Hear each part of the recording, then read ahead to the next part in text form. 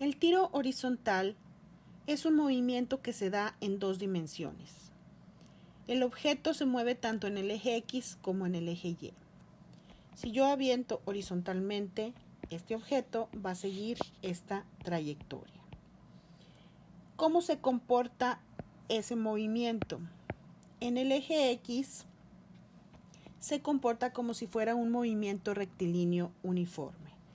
Eso significa que va a velocidad constante. Y si va a velocidad constante, entonces la velocidad inicial en el eje X va a ser igual a la velocidad final en el eje X. Y como la velocidad no cambia, entonces no existe aceleración. La aceleración es cero. Entonces aquí yo inicio con una velocidad inicial en X de 10 metros por segundo. En cualquier punto que yo me encuentre, siempre voy a llevar esa misma velocidad en el eje X. Entonces mi velocidad inicial de 10 metros por segundo va a ser igual a mi velocidad final en el eje X de 10 metros por segundo. En este punto también va a ser 10 metros por segundo. En este punto, en este punto, en este punto. En cualquier punto de la trayectoria del objeto, yo voy a llevar la misma velocidad en el eje X. En este caso, de 10 metros sobre segundo. Ahora, ¿qué pasa en el eje Y? En el eje Y, el objeto se comporta como si estuviera en caída libre. Es decir, un movimiento rectilíneo uniformemente acelerado. Y si hay una aceleración, si tiene una aceleración, significa que hay un cambio de velocidad. Y esa aceleración va a ser constante, siempre va a ser de 9.81 metros sobre segundo al cuadrado, que es el valor de la gravedad o de la aceleración gravitacional.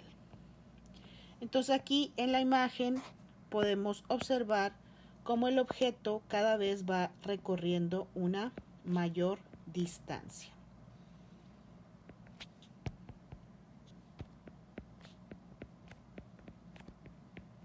El vector de velocidad va creciendo.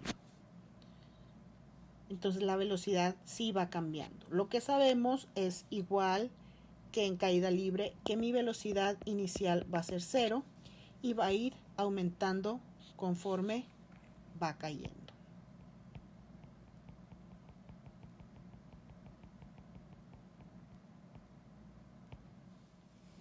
¿Qué pasa con el tiempo en tiro horizontal? El tiempo que un objeto se tarda en caer si yo lo aviento horizontalmente va a ser el mismo tiempo que un objeto que yo dejo caer. Entonces el tiempo en tiro horizontal va a ser igual al tiempo en caída libre.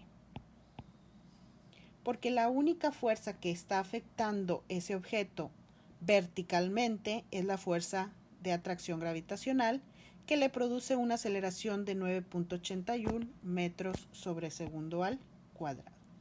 Entonces en la imagen podemos observar las posiciones en tiro horizontal.